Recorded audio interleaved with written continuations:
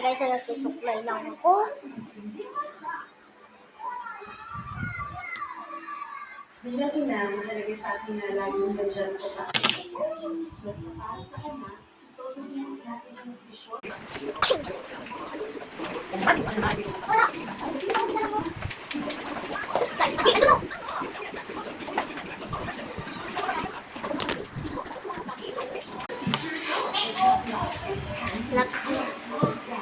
Lapit na tayo yun. Ito hairband ko.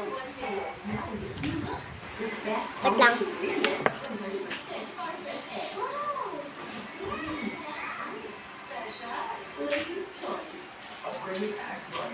Yan. Yan yung style ko ngayon sa bahay. Tunay. Yan, nakabawi na ako. Bye!